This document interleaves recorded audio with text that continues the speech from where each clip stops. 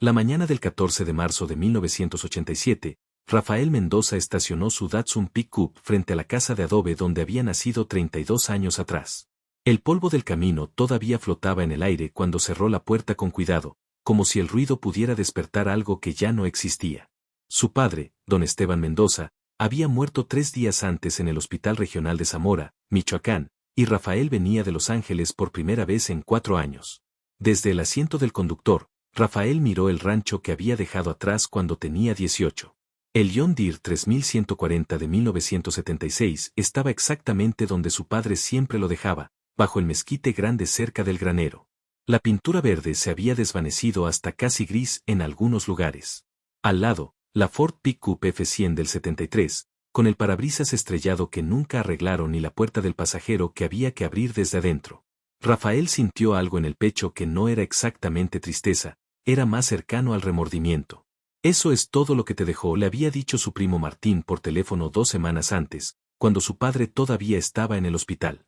El tractor viejo, la troca destartalada, y las deudas del rancho. Si yo fuera tú, vendería todo y me regresaba rápido a California. Ahora, parado frente a la casa familiar, Rafael casi podía ver a su padre saliendo por esa puerta, con su sombrero de palma desgastado y las botas siempre polvorientas.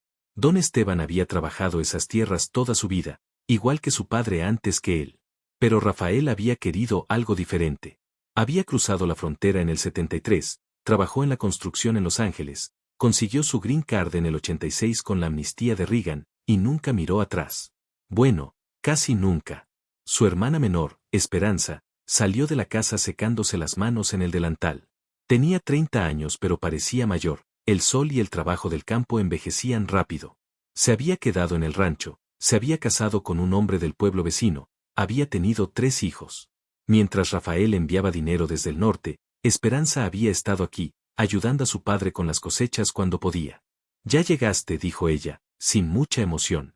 No había rencor en su voz, pero tampoco calidez. ¿Cómo estuvo todo?, preguntó Rafael, aunque ya conocía la respuesta. Su padre había estado enfermo 6 meses. Cáncer de pulmón. Rafael había enviado dinero para los tratamientos en Guadalajara, pero nunca vino a visitarlo. Ya sabes cómo estuvo, respondió Esperanza. Solo al final. Al final preguntó por ti. Rafael sintió el peso de esas palabras, pero no dijo nada. Entraron a la casa juntos. Todo estaba exactamente como lo recordaba, la misma mesa de madera en la cocina, las mismas fotos en la pared, el mismo olor a tortillas recién hechas y a la leña que su padre usaba para calentar café en las mañanas frías. El notario viene mañana, dijo Esperanza mientras servía café en tazas de peltre, para la lectura del testamento. Aunque no sé qué tanto haya que leer. Todos sabemos lo que hay. Rafael tomó el café sin azúcar, igual que su padre siempre lo tomó. Martín me dijo que hay deudas. Sí, con el banco, con la tienda de Don Refugio, con el veterinario. Esperanza se sentó frente a él. Papá sacó un préstamo hace 3 años para comprar semilla y fertilizante. Iba a pagar con la cosecha del maíz, pero ese año la sequía fue terrible. Luego se enfermó y ya no pudo trabajar bien las tierras. ¿Cuánto? Como 250,000 pesos. En 1987, después de años de inflación y devaluaciones, eso era dinero real pero no imposible. Rafael hizo cálculos mentales rápidos, unos $1,000, quizás 1,500. Él ganaba eso en un mes de trabajo en Los Ángeles. ¿Y qué hay de valor aquí?, preguntó Rafael. El tractor, la troca. Esperanza lo miró con algo parecido a la lástima. Rafael, ese John Deere tiene 11 años. Tiene casi 4,000 horas de trabajo. La transmisión hace ruidos raros. Papá decía que necesitaba un overhaul completo. Y la Ford, bueno, ya la viste. Rafael asintió. Conocía tractores, había trabajado en un rancho en Oxnard durante 2 años cuando llegó a California. Un John Deere 3140 del 76, en malas condiciones, quizás valía 100,000 pesos, 150 si encontrabas a alguien desesperado. La pickup, otros 30 o 40,000 a lo mucho. Entonces hay que vender, dijo Rafael, aunque las palabras le dolieron al salir. Pagas las deudas con lo que quede y... ¿Y qué, Rafael? Esperanza lo interrumpió. Su voz era tranquila, pero había acero en ella. ¿Qué pasa con las tierras? ¿También las vendemos? Las tierras que el abuelo trabajó toda su vida, que apá juró que nunca dejaría ir. Ahí estaba la conversación que Rafael había evitado por 4 años. Las tierras. El rancho en sí. Déjenme explicarles algo sobre las tierras en México en esta época, porque esto es fundamental para entender lo que estaba pasando. En 1987, el sistema ejidal, establecido después de la Revolución Mexicana, todavía estaba en pleno efecto. Los ejidos eran tierras comunales que no se podían vender legalmente. Pero don Esteban no tenía tierra ejidal. Su familia había sido pequeños propietarios desde antes de la Revolución, de esas familias que tenían escrituras de propiedad de la época porfiriana. Según el artículo 27 de la Constitución en ese entonces, un individuo podía poseer hasta 100 hectáreas de tierra de temporal, tierra que dependía de la lluvia, no del riego. Rafael había asumido, desde que se fue a Los Ángeles, que su padre tenía las mismas 20 hectáreas que recordaba de su infancia. Era lo que siempre habían trabajado, lo que sembraban de maíz y frijol cada temporada. 20 hectáreas de temporal en Michoacán, suficiente para sobrevivir en los buenos años, suficiente para pasar hambre en los malos. Las tierras están hipotecadas, dijo Rafael finalmente. ¿Verdad? Por el préstamo del banco. Esperanza negó con la cabeza. No. Apá nunca hipotecó las tierras. El préstamo lo sacó con su firma y la garantía del tractor. Por eso los intereses eran tan altos, como 60-70% anuales. Así estaban las tasas en Banrural en esos años. Rafael silbó suavemente. Ahora entendía por qué su padre no había podido pagar. Con tasas así, la deuda crecía más rápido de lo que cualquier cosecha podía cubrir. Si están escuchando esto y vivieron esos años, saben exactamente de lo que estoy hablando. La crisis de la deuda de 1982 había destruido el peso mexicano.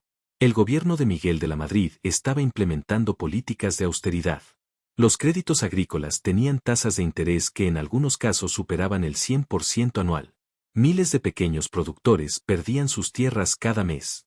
Los bancos comerciales no querían prestar a campesinos, entonces dependías de Banrural, y Banrural te cobraba tasas que garantizaban que nunca saldrías de la deuda. Entonces las tierras están libres, dijo Rafael. Podemos venderlas para pagar todo. Vender. La voz de Esperanza se elevó un poco. Rafael, estas tierras han estado en la familia desde 1898. El abuelo Severo las compró cuando tenía 25 años. Apá nació en esta casa. Tú naciste en esta casa. Y ahora vienes después de 4 años y lo primero que quieres hacer es vender. Esperanza, sé realista. No vivo aquí. Tú estás casada, tienes tu propia vida. ¿Quién va a trabajar estas tierras? Su hermana lo miró por un largo momento. Ven conmigo, dijo finalmente, poniéndose de pie. Hay algo que necesitas ver. Rafaela siguió afuera, caminando por el camino de tierra que conducía a los corrales. El sol de marzo era fuerte, típico de Michoacán en esa época del año, antes de que empezaran las lluvias, cuando todo estaba seco y el polvo se levantaba con cada paso. Pasaron el granero donde su padre guardaba la cosecha. Pasaron el corral donde habían tenido vacas cuando Rafael era niño, ahora vacío, las cercas caídas. Siguieron caminando hasta llegar a una cerca de piedra antigua, construida por manos que ya habían muerto hace generaciones. ¿Hasta dónde crees que llegan nuestras tierras?, preguntó Esperanza. Rafael miró alrededor. Hasta el arroyo, dijo, señalando hacia el este. Ese siempre fue el límite, como 20 hectáreas en total. Esperanza sonrió, pero no era una sonrisa feliz. Eso es lo que Apá sembraba. Las 20 hectáreas que podía trabajar él solo con el John Deere. Pero no es todo lo que tenemos. Sacó un sobre de la bolsa de su delantal. Era un sobre viejo, amarillento, sellado con lacre rojo. Apá me dio esto hace 2 semanas, cuando ya sabía que no le quedaba mucho tiempo. Me dijo que te lo mostrara solo después de que él muriera, solo si venías al rancho. Rafael abrió el sobre con manos que de repente temblaban. Adentro había varios documentos. El primero era una escritura, fechada en 1898, escrita a mano con la caligrafía elaborada de esa época. Reconoció el nombre de su bisabuelo, Severo Mendoza. La escritura detallaba la compra de tierras, no 20 hectáreas, sino 100 hectáreas de temporal. El límite oriental no era el arroyo pequeño que Rafael conocía, sino el arroyo grande, 3 kilómetros más al este. El segundo documento era más reciente, de 1952.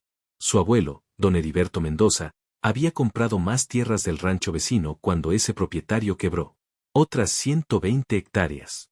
El tercer documento era de 1968. Su padre, don Esteban, había comprado terreno de un ejido que se estaba dividiendo. Otras 80 hectáreas. El cuarto documento era de 1975. Más tierra. 70 hectáreas.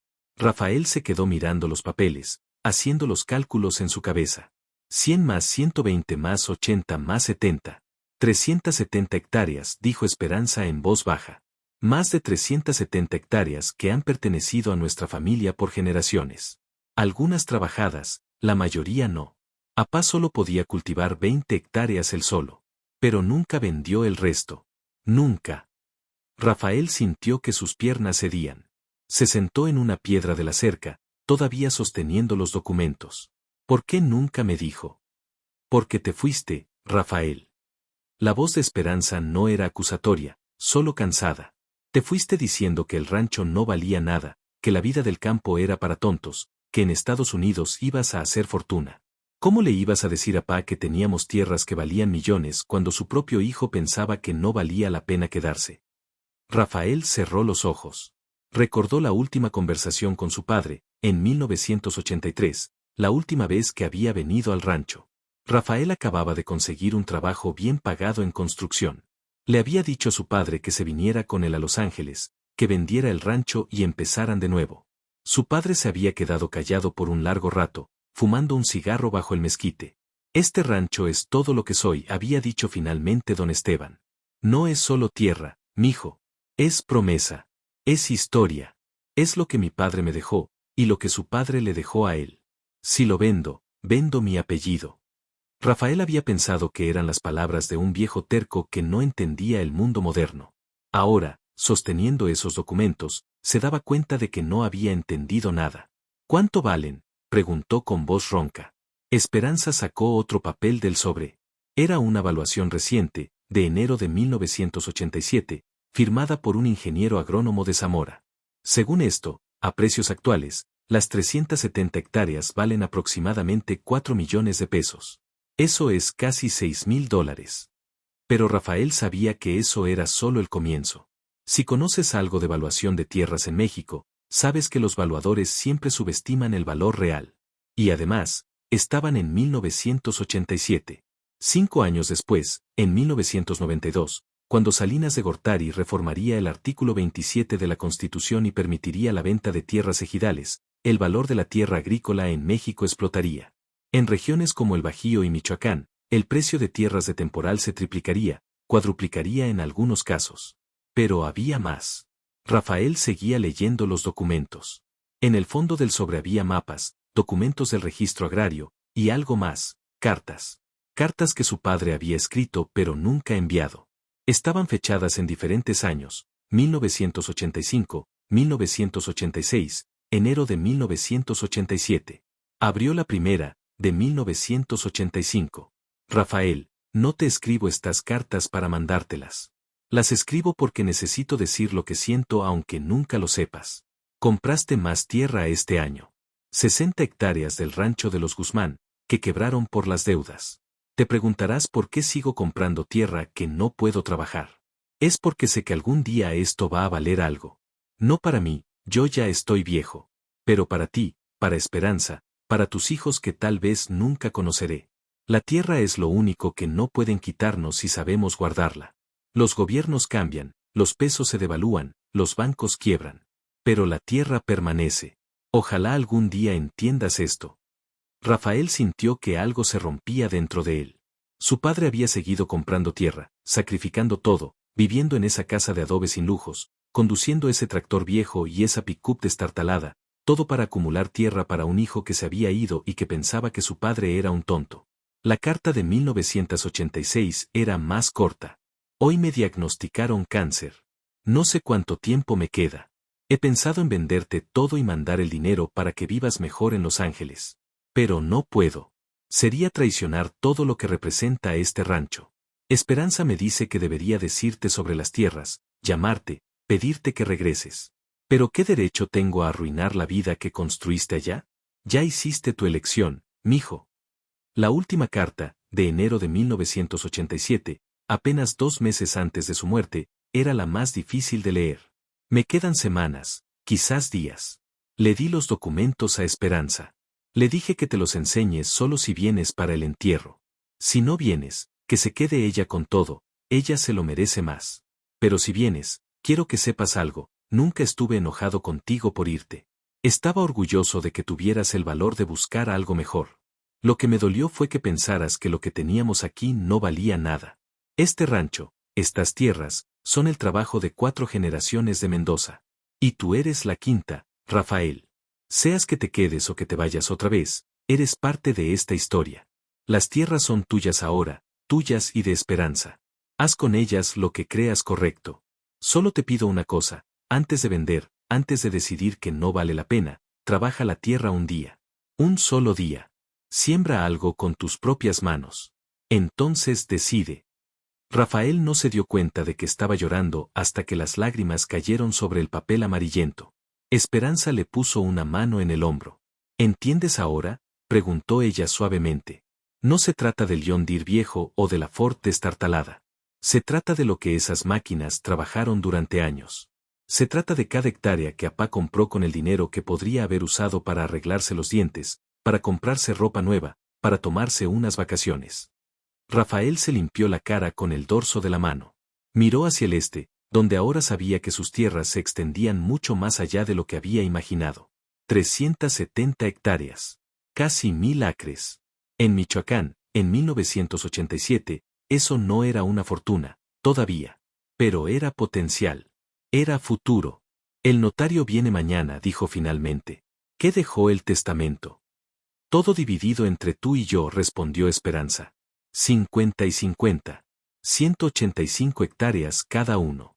El John Deere para ti, porque papá dijo que tú sabías de máquinas. La casa para mí, porque aquí es donde he vivido. Las deudas divididas también. Rafael hizo cálculos mentales. 125,000 pesos de deuda para él. Sus 185 hectáreas valían al menos 2 millones de pesos en el mercado actual, probablemente más. Podía vender todo, pagar las deudas, y regresar a Los Ángeles con una buena cantidad de dinero. Comprar una casa, quizás. Empezar un negocio. Oh, quiero ver las tierras, dijo, poniéndose de pie. Todas. Quiero caminar cada hectárea. Esperanza asintió. Va a tomar días.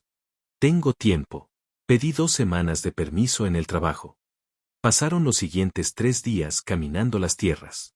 Esperanza conocía cada metro. Había ayudado a su padre con los levantamientos topográficos cuando compraban nuevas parcelas. Le mostró a Rafael los límites, las cercas antiguas de piedra, los arroyos que marcaban las divisiones. Algunas tierras eran planas, perfectas para cultivo mecanizado. Otras eran más accidentadas, mejor para ganado. Había parcelas con árboles frutales silvestres, aguacates, guayabas, que nadie había cultivado pero que estaban ahí, esperando. Había un manantial en la esquina noreste de la propiedad que nunca se secaba, ni siquiera en la peor sequía. Rafael empezó a ver lo que su padre había visto. No era solo tierra, era sistema. Agua en una parte, tierra plana en otra, zonas de pastoreo, zonas de cultivo. Con inversión, con trabajo, con las máquinas correctas, esto podía ser algo más que una operación de subsistencia. El cuarto día, Rafael se levantó antes del amanecer. Se puso las botas de trabajo de su padre, le quedaban perfectas, y caminó hasta donde estaba el John Deere 3140. No lo había arrancado en años, pero conocía a estos tractores. Verificó el aceite, verificó el combustible. La batería estaba baja, pero tenía suficiente carga. Giró la llave. El motor tosió, protestó, luego rugió a la vida con ese sonido distintivo de los diésel John Deere, un poco tosco, confiable, trabajador. Rafael dejó que calentara mientras iba al granero por el arado de discos que su padre había usado toda la vida. Era un implemento Landini viejo pero bien mantenido, 5 discos de cada lado. Enganchó el arado al tractor, ajustó la profundidad, y condujo hacia el campo más cercano. Eran tierras que no se habían trabajado en 2 años, desde que su padre se enfermó. La tierra estaba dura, compactada, esperando. Rafael bajó el arado y pisó el acelerador suavemente. Los discos mordieron la tierra. El tractor se inclinó hacia adelante, las llantas traseras buscaron tracción, y entonces empezó, ese ritmo constante de trabajar la tierra. El olor a tierra recién volteada llenó el aire. Rafael hizo el primer pase largo, volteando la tierra café oscura que estaba debajo de la capa seca de la superficie. Cuando viviste en el campo, sabes que hay algo casi religioso en trabajar la tierra. No es solo agricultura, es conversación. La tierra te habla. Te dice si está seca o si tiene humedad. Te dice si es fértil o si está cansada. Te dice si quiere ser trabajada o si necesita descansar. Rafael trabajó ese campo durante 6 horas sin parar. El sol subió, se puso caliente. El sudor le corría por la espalda. Las manos le dolían de agarrar el volante del tractor. Cuando finalmente detuvo la máquina al mediodía, había arado casi 4 hectáreas. Se bajó del John Deere y caminó por el campo recién trabajado. La tierra bajo sus botas era suave ahora, lista para recibir semilla. Recogió un puñado y lo dejó escurrir entre sus dedos. Tierra buena. Tierra que había producido maíz y frijol durante casi 100 años. Tierra que podría producir 100 años más si alguien la cuidaba. Ahí, parado en medio de ese campo con las manos sucias y la espalda dolorida, Rafael Mendoza tomó una decisión. Esa noche, llamó a su jefe en Los Ángeles desde el teléfono público del pueblo. No voy a regresar, dijo. Lo siento. Renuncio. Llamó al dueño del apartamento que rentaba. Voy a mandar a alguien por mis cosas. Quédese con el depósito. Luego fue a casa de Esperanza. Ella y su esposo, Armando, estaban cenando con los niños. Rafael se sentó con ellos y explicó su plan. Voy a quedarme, dijo. Voy a trabajar mi mitad de las tierras. Pero necesito ayuda. Necesito que me enseñes todo, Esperanza. Todo lo que Apá te enseñó sobre estas tierras. Esperanza intercambió una mirada con Armando. ¿Estás seguro? ¿Y tu vida en Los Ángeles? Mi vida está aquí, dijo Rafael. Siempre estuvo aquí. Solo que fui demasiado tonto para verlo. Pero quedarse no era suficiente. Rafael necesitaba un plan. 185 hectáreas y un John Deere 3140 viejo. 125,000 pesos de deuda. Sin capital de trabajo. Sin conocimiento real de agricultura moderna. Pasó la siguiente semana en la Biblioteca Municipal de Zamora, leyendo todo lo que pudo sobre agricultura. Consultó con el técnico de extensión agrícola de SAR, la Secretaría de Agricultura y Recursos Hidráulicos. Habló con otros agricultores de la región. Aprendió que el maíz y el frijol tradicionales ya no eran suficientemente rentables para pagar deudas y modernizar. Los precios garantizados de Conasupo, la Compañía Nacional de Subsistencias Populares, no cubrían los costos de producción con las tasas de interés actuales. Necesitaba algo diferente. El técnico de SAR le habló sobre cultivos alternativos. En Michoacán, algunos productores estaban experimentando con aguacateas, pero eso requería inversión inicial enorme y años antes de la primera cosecha. Otros probaban hortalizas para exportación, pero eso requería riego y Rafael solo tenía tierras de temporal. Entonces habló con un agrónomo retirado en un café de Zamora. Don Celestino había trabajado con Banrural durante 30 años antes de retirarse. Conocía los programas de crédito, conocía las trampas, conocía los trucos. Mira, muchacho, le dijo don Celestino, removiendo su café con cuchara de peltre. Si quieres salir de las deudas y hacer que esas tierras produzcan, necesitas pensar diferente. El maíz tradicional ya no funciona. Pero hay un programa que empezó hace 2 años, crédito subsidiado para agricultura por contrato. Le explicó, había empresas, especialmente de Guadalajara y del Bajío, que necesitaban granos específicos para procesamiento. Sorgo para alimento de ganado. Garbanzo para exportación. Trigo para las grandes molineras. Estas empresas ofrecían contratos, garantizaban comprar tu cosecha a precio fijo si cumplías con sus especificaciones de calidad. El truco está en que muchos campesinos no confían en estos contratos, continuó don Celestino. Piensan que es trampa de las empresas. Pero si lees bien el contrato, si cumples las especificaciones, si tienes las tierras planas para mecanizar bien, puedes sacar mejor precio que vendiendo en el mercado abierto. Rafael pasó los siguientes días investigando. Encontró una empresa en Lagos de Moreno, Jalisco, que compraba garbanzo para exportación a España. Ofrecían contrato para la temporada 87 a 88, con precio fijo en dólares, protección contra la devaluación del peso. Requerían 80 hectáreas mínimo. El garbanzo era cultivo de invierno. Se sembraba en noviembre, se cosechaba en abril. Rafael podía usar su agua de temporal, Las lluvias de verano ya habían cargado el suelo con humedad suficiente para un cultivo de invierno en muchas de sus parcelas. Hizo números.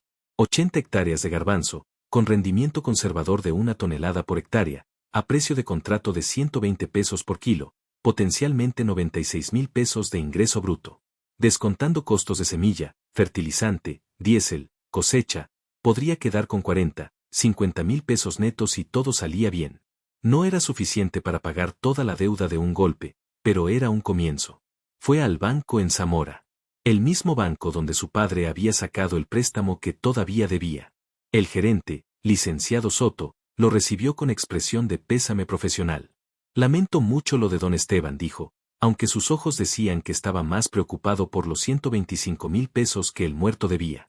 Vengo a hablar sobre la deuda de mi padre, dijo Rafael. Y sobre un crédito nuevo. Licenciado Soto levantó una ceja. ¿Crédito nuevo?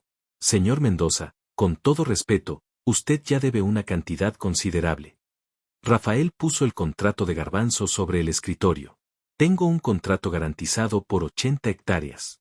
Precio en dólares, compra asegurada. Necesito financiamiento para semilla y fertilizante. 50,000 pesos. El banquero estudió el contrato. Rafael vio el momento en que sus ojos cambiaron, cuando se dio cuenta de que esto era serio. Los contratos de exportación eran oro en el sistema bancario mexicano de los 80s. Eran garantía sólida en una economía donde nada más lo era. ¿Y la deuda actual? Propongo lo siguiente, dijo Rafael, con voz más firme de lo que se sentía. Refinancie la deuda a 5 años. Pagaré 25,000 este año de las ganancias del garbanzo. El resto en 4 años. Sigo teniendo 185 hectáreas de garantía. No voy a ningún lado. El licenciado Soto tamborileó los dedos sobre el escritorio. Rafael podía ver los cálculos en su cabeza. Un deudor que paga 25,000 pesos más intereses era mejor que un deudor muerto que no paga nada. Tendría que ser a tasa variable, dijo finalmente el banquero. Con la inflación como está, el banco no puede comprometerse a tasa fija. Rafael había anticipado esto. Tasa variable con tope. No más de 80% anual. 90. 85. Licenciado Soto extendió la mano. Tiene un trato, señor Mendoza. Pero le advierto, si no cumple con los pagos, el banco tomará las tierras.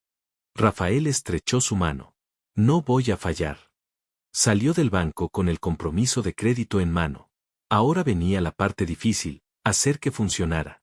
Contrató a 2 peones del pueblo. Compró semilla certificada de garbanzo, variedad blanco Sinaloa 92, recomendada por la empresa compradora. Compró fertilizante de Fertimex, la paraestatal que monopolizaba la venta de fertilizantes en México. Preparó las 80 hectáreas más planas de su propiedad. El John Deere 3140 trabajó día y noche durante 3 semanas. Rafael descubrió que su padre había mantenido ese tractor mejor de lo que parecía. Sí, la pintura estaba desvanecida. Sí, hacía ruidos extraños. Pero el motor era sólido. La transmisión, aunque ruidosa, funcionaba. Su padre había cambiado el aceite religiosamente, había mantenido los filtros limpios, había cuidado esa máquina como si fuera parte de la familia. Porque lo era. Ese John Deere había trabajado esas tierras durante 11 años. Había arado, había sembrado, había cosechado. Había ayudado a comprar las últimas hectáreas que su padre adquirió. No era bonito, pero era confiable. Sembraron el garbanzo en la segunda semana de noviembre de 1987. La semilla entró en tierra húmeda de las lluvias de octubre. Rafael rezó, literalmente rezó, arrodillado en la tierra esa noche, para que saliera bien. Las primeras plántulas aparecieron 12 días después. Pequeños brotes verdes empujando a través de la tierra café. Rafael caminaba los campos cada mañana, verificando la germinación, buscando problemas. Las noches eran frías, típicas de noviembre en Michoacán, pero no helaron. Las plantas crecieron. En diciembre aplicó la primera fertilización. En enero controló maleza con cultivadora mecánica, el garbanzo no tolera competencia. En febrero aparecieron las primeras flores, pequeñas y blancas. En marzo las vainas se empezaron a llenar. Y en abril, cuando llegó el tiempo de cosecha, Rafael contrató una cosechadora. No tenía dinero para comprar una John Deere 9400 cosechadora nueva costaba varios millones de pesos, fuera de toda posibilidad. Pero había contratistas que hacían cosecha por maquila, cobraban por hectárea cosechada. La cosecha tomó 4 días. 80 hectáreas produjeron 78 toneladas de garbanzo. No fue la tonelada por hectárea que Rafael había proyectado en sus cálculos más optimistas, pero estuvo cerca, 975 kilos por hectárea en promedio. La empresa compradora inspeccionó el grano, verificó calidad y emitió el pago. 93.600 pesos. Rafael pagó a los peones. Pagó la cosecha contratada. Pagó el resto del fertilizante. Pagó al banco 25.000 pesos contra la deuda principal, más los intereses de ese año.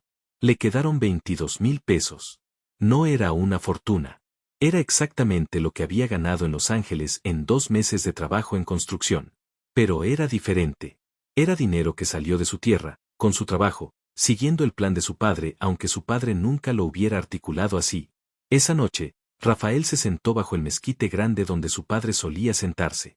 Bebió una cerveza tibia, no había refrigerador funcionando en la casa todavía, y miró sus 80 hectáreas de rastrojos de garbanzo bajo la luz de la luna. Había funcionado. Contra todas las probabilidades, había funcionado. Pero Rafael Mendoza no era tonto. Sabía que una buena cosecha no hacía un agricultor exitoso. Sabía que había tenido suerte, buen clima, ausencia de plagas, precios que no colapsaron. El próximo año podía ser diferente. Necesitaba diversificar. Necesitaba construir. Necesitaba pensar no en la siguiente cosecha, sino en los próximos 10 años. Pasó el verano de 1988 haciendo mejoras. Con parte de sus 22.000 pesos compró una bomba de agua usada y tendió tuberías simples desde el manantial hasta 20 hectáreas que podían convertirse en tierra de riego. No era riego tecnificado, solo riego por gravedad, canales sencillos, pero era un comienzo. Tierra con riego valía 3 veces más que tierra de temporal. Reparó cercas. Limpió canales de drenaje. Le hizo overhaul a la transmisión del John Deere, trabajando él mismo con ayuda de un mecánico del pueblo. Costó 15.000 pesos en partes, pero el tractor quedó como nuevo. Contrató el contrato de garbanzo otra vez para el invierno 88 a 89, pero solo en 60 hectáreas. Las otras 20 hectáreas con riego las sembró de hortalizas, tomate para el mercado local. Era más arriesgado, más trabajo intensivo, pero si salía bien, la ganancia por hectárea era mucho mayor. Salió bien. El tomate dio buena cosecha. Rafael lo vendió en el mercado de abastos de Guadalajara, ganando otros 30.000 pesos. El garbanzo rindió similar al año anterior. Pagó otros 25.000 al banco. Para 1990, Rafael había pagado toda la deuda de su padre. El banco cerró el expediente. El licenciado Soto lo felicitó, aunque probablemente estaba decepcionado de perder un cliente que pagaba tan buenos intereses. Pero Rafael no paró ahí. Ahora que estaba libre de deuda, podía pensar en grande. Compró un tractor adicional, un Massey Ferguson 265 usado del 78, en buenas condiciones, por 120.000 pesos. Con 2 tractores podía trabajar más hectáreas, podía rentar servicios de barbecho a otros agricultores, podía diversificar operaciones.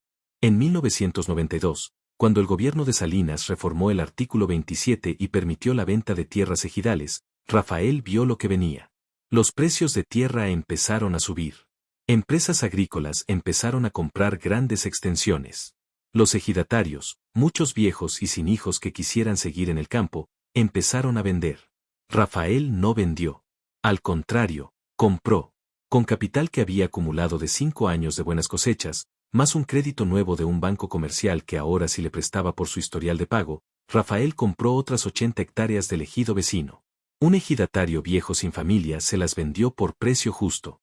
Para 1995, Rafael Mendoza tenía 265 hectáreas en producción. Empleaba a 5 trabajadores de tiempo completo.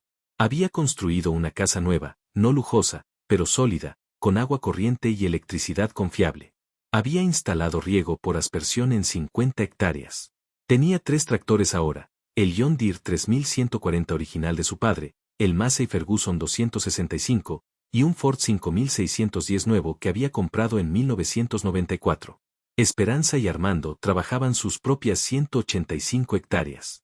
Se habían asociado, Rafael les prestaba maquinaria, ellos compartían conocimiento de mercados.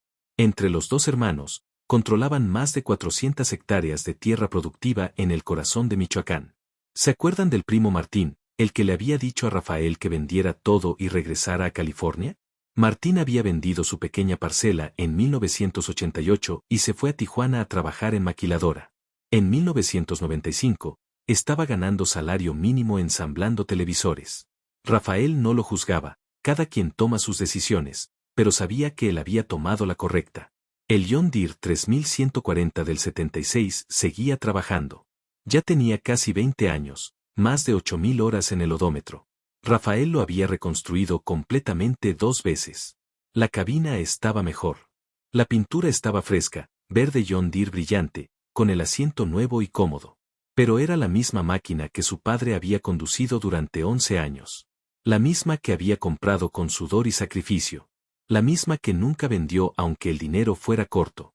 Rafael nunca vendería ese tractor.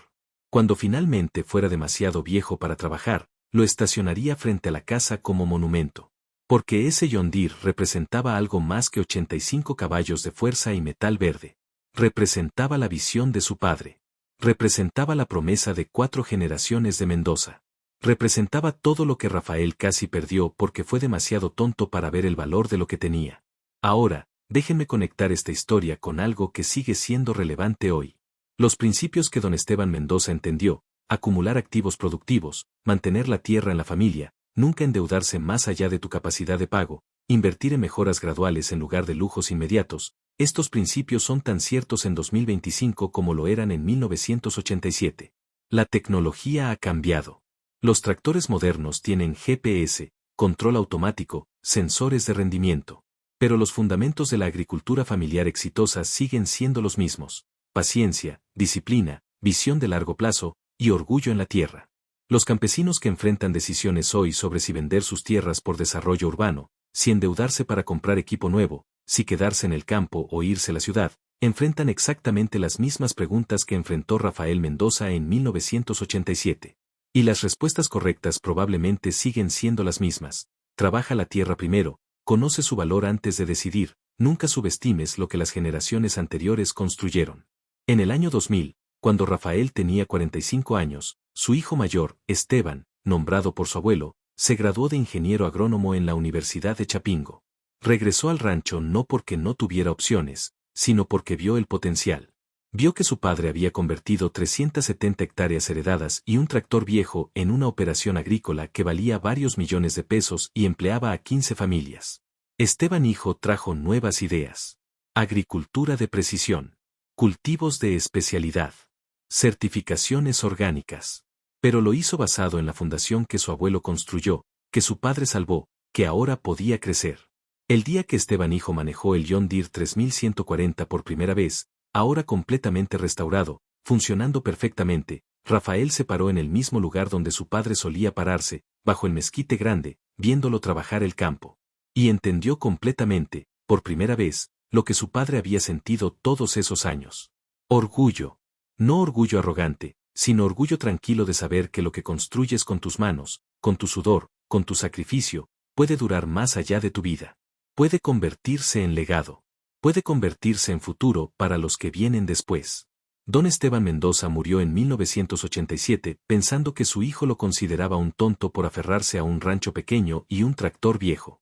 Pero dejó algo mucho más valioso que dinero. Dejó tierra. Dejó lección. Dejó ejemplo. Y dejó un hijo que finalmente entendió. Si tuviste un padre, un abuelo, un tío que trabajó la tierra toda su vida, que manejó tractores viejos y guardó cada peso para comprar otra hectárea, que murió quizás sin saber si sus sacrificios valieron la pena, esta historia es para ellos. Porque aunque no lo sepamos en el momento, aunque nos parezca que la vida del campo es anticuada o que los viejos no entienden el mundo moderno, muchas veces son ellos los que ven más claro. La tierra permanece. Las máquinas pueden reemplazarse. Pero el conocimiento de cuándo comprar, cuándo vender, cuándo guardar, cuándo trabajar, ese conocimiento solo viene con años de sudor en la tierra. Don Esteban lo sabía. Por eso nunca vendió, ni siquiera cuando estaba enfermo, ni siquiera cuando las deudas apretaban. Porque no era su tierra para vender. Era la tierra de los Mendoza. 4 generaciones antes de él. Y ahora, gracias a su visión, al menos 3 generaciones después de él. Eso vale mucho más que cualquier tractor nuevo. ¿Qué hubieras hecho tú en el lugar de Rafael? ¿Vender todo y regresar a Los Ángeles con el dinero? ¿O quedarte y trabajar la tierra como hizo él? Comparte tu opinión en los comentarios. Y si tienes historias similares de tu familia, de tierras heredadas, de decisiones difíciles entre quedarte en el campo o irte a la ciudad, me encantaría leerlas. Suscríbete para más historias verdaderas del campo mexicano, historias que necesitan ser contadas y recordadas. Porque esta no es solo la historia de un hombre y su rancho, es la historia de miles de familias que construyeron el México rural que conocemos, un tractor a la vez, una cosecha a la vez, una hectárea a la vez.